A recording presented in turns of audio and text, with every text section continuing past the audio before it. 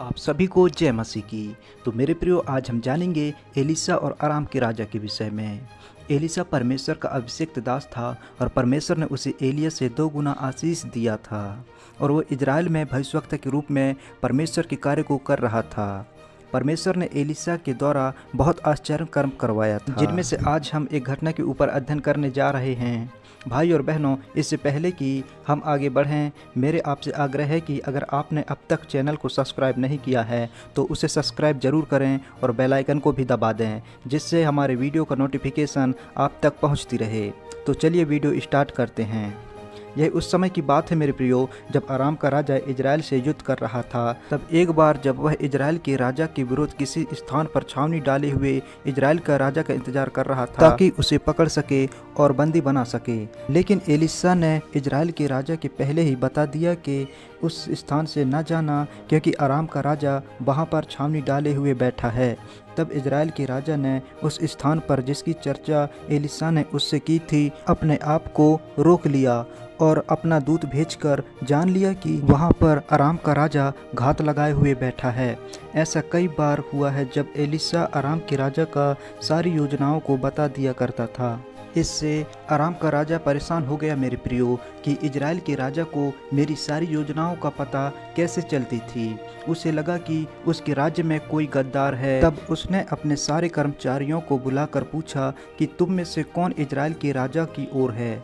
तब उसके कर्मचारियों में से एक ने कहा कि हे राजा, इजराइल में एक भविष्यवक्ता है जिसका नाम एलीशा है। वह तेरी उन बातों को जो तू कोठरियों में बोलता है इजराइल के राजा को बता दिया करता है। तब राजा ने अपने सारे कर्मचारियों को आज्ञा दी कि जाकर देखो कि एलीशा कहाँ पर है। तब राजा को पता चला कि वह दोतान में है। फिर तब उसने एलीशा को पकड़ने के लिए घोड़ों और रथों समेत एक भारी दल को भेजा और उन्होंने आकर दोतान नगर को घेर लिया। सुबह सुबह एलीशा का एक सेवक उठा और निकल कर क्या देखता है कि घोड़ों और रथों समेत एक दल नगर को घेरे हुए है। तब वह सेवक एलीशा के पास आकर कहने लगा, हाय मेरे स्वामी, हम क्या करें। उस समय एलीशा के सेवक को लगा कि चारों तरफ से शत्रुओं से घिर गए हैं और अब वे पकड़वा लिए जाएंगे। लेकिन एलीशा ने अपने सेवक से कहा, मत डर, क्योंकि जो हमारी ओर है उनसे अधिक है जो उनकी ओर है। यहाँ पर हम एक बात सीखते हैं मेरे प्रियो कि हमारे शत्रु चाहे बालू के तिनके के समान क्यों न हों, हमारा परमेश्वर उन सारे शत्रुओं से अधिक सामर्थी और बलवान है।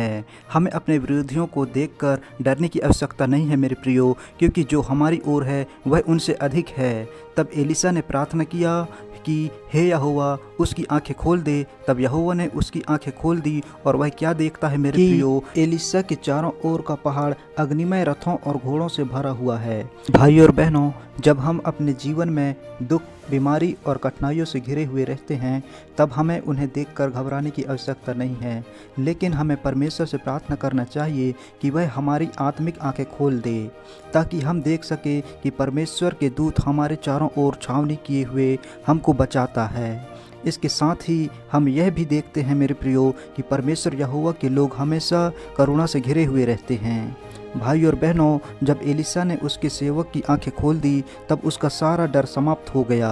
तब हम देखते हैं कि अरामी सैनिक एलीशा को पकड़ने के लिए उसके पास आया। तब एलीशा ने परमेश्वर से प्रार्थना की कि उस दल को अंधा कर दिया जाए। एलीशा के वचन के अनुसार परमेश्वर ने उन्हें अंधा कर दिया और जब वह एलीशा को पहचान नहीं पाए, तब एलीशा ही उन्हें कहता है कि आओ, मैं तुम्हें उसके पास ले चलता हूँ जिसे तुम पकड़ना चाहते हो।